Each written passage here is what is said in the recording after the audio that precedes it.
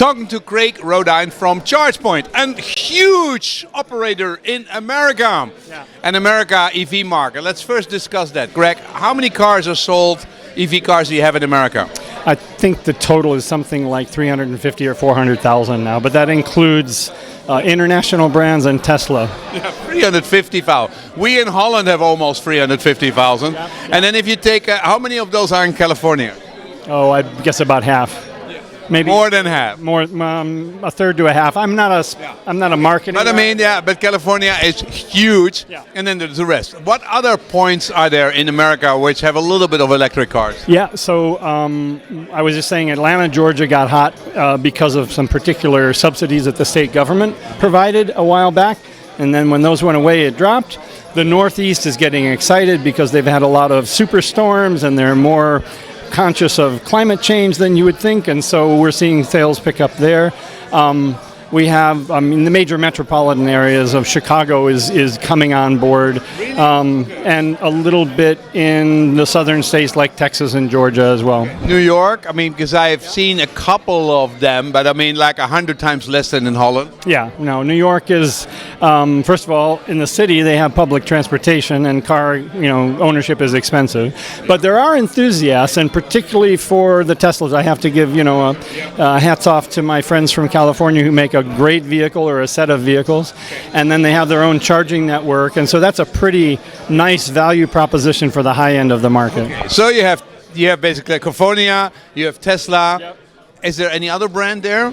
Oh yeah, well we at ChargePoint in particular support all the European autos who have an EV or even a hybrid plug-in. Yeah. We have the vehicles from 2 or 3 vehicles from GM.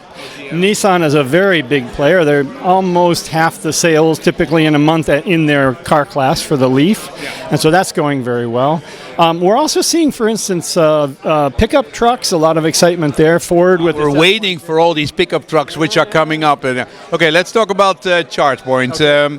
You have how many points do you have? Charge points do you have? So we measure it precisely in terms of sockets or plugs that you can plug in. It's more than 100,000 now, and they're all around. And are they fast chargers, slow chargers? What is the distribution? Our first big wave was 6 to 7 kilowatt public chargers and workplace chargers, home chargers, and now we have more than 1,500 DC fast chargers, and we're moving very aggressively into that space with our own products that are higher capacity than the kind of baseline right now. Yeah, because now you have 50 kilowatt or something like that, CHAdeMO. 50 has been the baseline for a while. Ours is 25% higher. It's a 62.5 kilowatt station. It's modular, and we have a paired station that can deliver 125 kilowatts at the connector.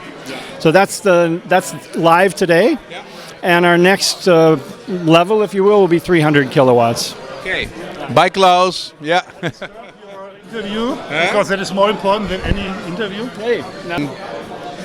Would you say that you have as many as Tesla now? Is there a nice shadow amount of fast chargers? Well, Tesla invests heavily in its fast charging network because they still, I think, have the model that's a critical attractor to their cars, and their cars are quite high end, so they want to give a premium driver experience. I just ask you, is it now the same or not yet? No, we're not caught up to them yet because we made a commitment to, I don't know if you heard about it, but under basically a pro climate change mitigation policy, we stood up and told the industry that we would put in 2.5 million chargers by, I think it's 2030, maybe even 2030, but you don't have the cars yet. I mean, do you have also 2.5 million cars by that time?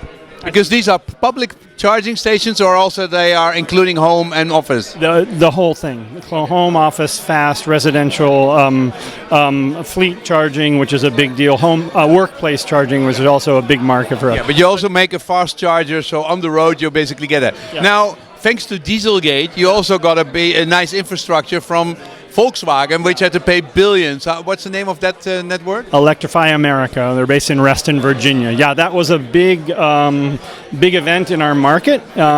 We think it was something of a regulatory kind of oddity. Let's put it. Totally oddity. The Volkswagen got a fine, and instead of a fine paying to the government, they basically installed a huge amount of electrifying America fast chargers. They were given the opportunity to actually own and operate the network, which we think is odd, but that's okay because It was odd, and it is weird competition. So billions of dollars came into the market. How are you financed?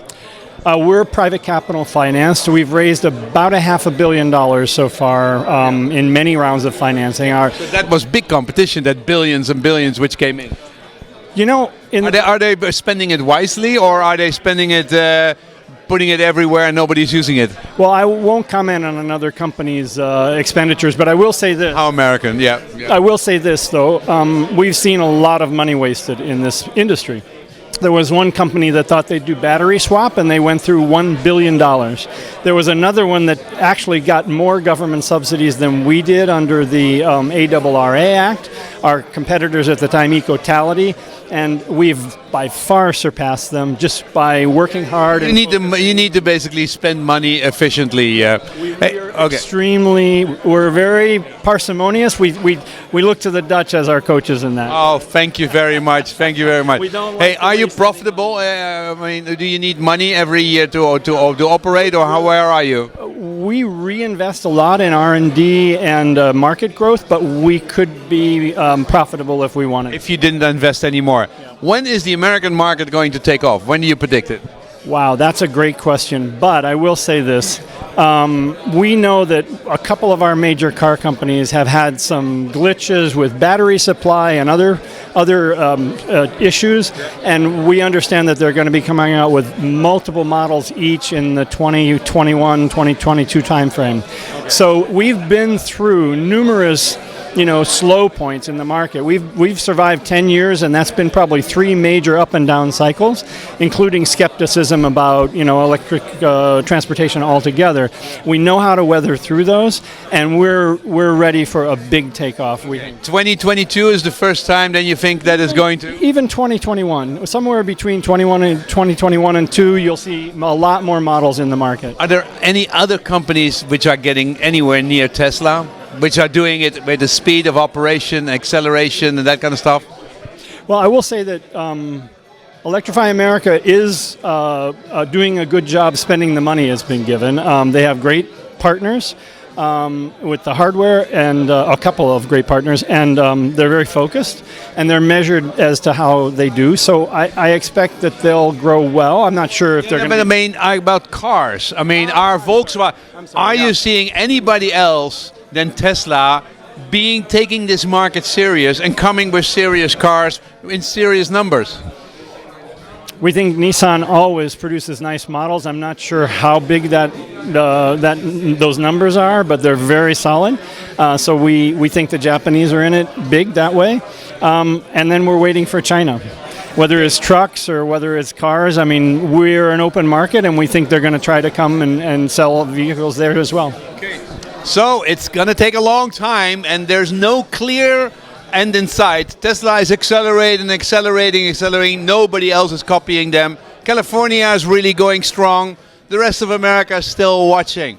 Yeah. We'll have an interview next year again. Thank you, Greg. Come visit us in the Republic of California. Yeah, the Republic of California. Electric Republic of California.